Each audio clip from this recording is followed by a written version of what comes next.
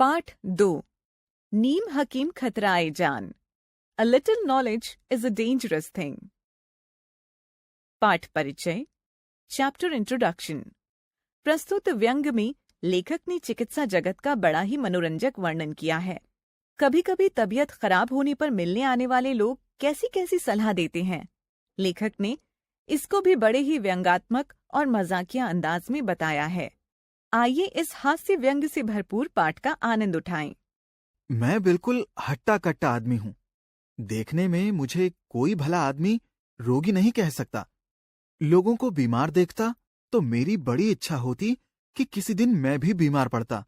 यह तो ना था कि बीमार होने पर दिन में 2 बार बुलेटिन निकलते, पर इतना अवश्य था कि मेरे बीमार पड़ने पर हटले के बिस्कुट, जिन्हें साधारण अवस्था में घरवाले खाने नहीं देते, खाने को मिलते। और सबसे बड़ी इच्छा तो यह थी कि दोस्त लोग आकर मेरे सामने बैठते और गंभीर मुद्रा धारण कर पूछते, कहिए बेढब जी, कैसी तबीयत है?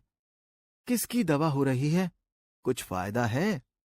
हाँ, तो एक दिन मैं हॉकी खेल कर आया, कपड़े उतारे, स्नान किया। शाम को ही भोजन कर लेने की मेरी आदत है, पर उस दिन बाहर चाय नाश्ता कुछ ज्यादा हो गया, इसलिए भूख न थी।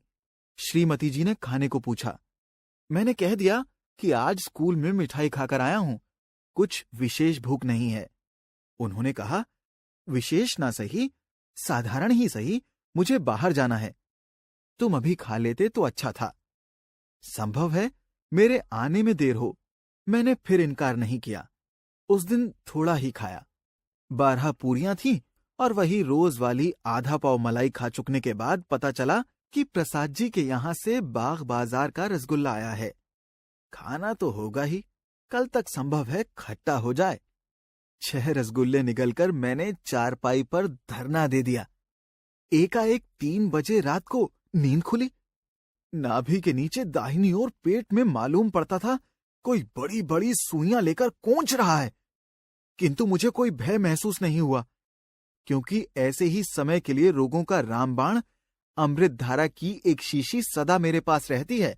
मैंने तुरंत उसकी कुछ बूंदें पान की, दोबारा ली, तिबारा ली। सुबह होते होते शीशी समाप्त हो गई। दर्द में किसी प्रकार की कमी न आई। डॉक्टर के यहां एक आदमी भेजना पड़ा। डॉक्टर साहब सरकारी अस्पताल के थे। वे इक्के पर तशरीफ लाए। सूट तो ऐसा पहने हुए थे कि मालूम पड़ता था प्रिंस ऑफ वेल्स हैं।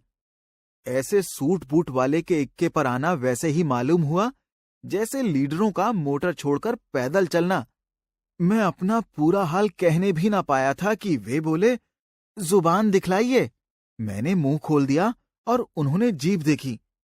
जीभ देखकर डॉक्टर महोदय मुस्कुराए, बोले, घबराने की कोई बात नहीं है, दवा पीजिए। 2 खुराक पीते पीते आपका दर्द वैसे ही गायब हो जाएगा जैसे हिंदुस्तान से सोना गायब हो रहा है। मैं तो दर्द से बेचैन था। डॉक्टर साहब साहित्य का मजा लूट रहे थे। चलते चलते बोले, अभी अस्पताल खुला ना होगा, नहीं तो आपको दवा मंगवानी ना पड़ती। खैर, चंद्रकला फार्मेसी से दवा मंगवा लीजिएगा, वहीं दवाइयां ताजी मिलती हैं। बोतल में पानी गर्म करके सेंकिएगा। दवा पी ली गई। गर्म बोतलों से सेंक भी आरंभ हुआ। सेंकते सेंकते छाले पड़ गए, पर दर्द में कमी ना आई। दोपहर हुई, शाम हुई, पर दर्द ने मुझसे ऐसा प्रेम दिखलाया कि हटने का नाम ही नहीं। लोग देखने के लिए आने लगे। मेरे घर पर मेला लगने लगा। ऐसे ऐसे लोग आए कि कहां तक लिखूं। हाँ, एक विशेषता थी कि जो आता एक न एक नुस्खा अपने साथ ले आता था। किसी ने कहा, अजी कुछ नहीं, हींग पिला दो। किसी ने कहा, चूना खिला दो। खाने के लिए सिवाय जूते के और कोई चीज बाकी नहीं रह गई जिसे लोगों ने ना बताया हो। 3 दिन बीत गए, दर्द में कमी ना हुई। लोग आते मुझे देखने के लिए, पर चर्चा छिड़ जाती थी, प्रसाद जी का अमुक नाटक रंगमंच की दृष्टि से कैसा है? राय कृष्णदास हफ्ते में 2 बार दाढ़ी क्यों बनाते हैं? मुझे भी कुछ बोलना ही पड़ता था। ऊपर से पान और सिगरेट की चपत अलग। भला दर्द में क्यों कर कमी हो? आखिर में लोगों ने कहा, तुम कब तक इस तरह पड़े रहोगे? किसी दूसरे की दवा करो। लोगों की राय से डॉक्टर चूहानाथ कातर जी को बुलाने की सलाह हुई।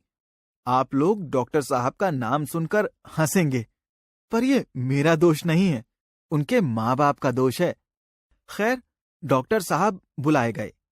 आते ही उन्होंने हमारे हाल पर रहम खाया और बोले, मिनटों में दर्द गायब हुआ जाता है, थोड़ा पानी गर्म कराइए, तब तक यह दवा मंगवाइए। एक पर्चे पर दवा लिखी, पानी गर्म हुआ, 2 रुपए की दवा आई। डॉक्टर बाबू ने तुरंत छोटी सी पिचकारी निकाली, उसमें एक लंबी सुई लगाई, पिचकारी में दवा भरी और मेरे पेट में वह सुई कोंचकर दवा डाली। डॉक्टर साहब मुझे सांत्वना देकर चले गए। इसके बाद मुझे नींद आ गई और मैं सो गया। मेरी नींद कब खुली कह नहीं सकता, पर दर्द में कमी हो चली थी और दूसरे दिन प्रातःकाल पीड़ा रफू चक्कर हो गई थी। मुझे पूर्णतः स्वस्थ होने में कोई 2 सप्ताह लगे। डॉक्टर चूहानाथ कातर जी की दवा बराबर पीता रहा। दवा के स्वाद का क्या कहना, यदि मुर्दे के भी मुख में डाल दी जाए तो तिलमिला उठे। 15 दिन के बाद मैं डॉक्टर साहब के घर गया उन्हें धन्यवाद देने के लिए।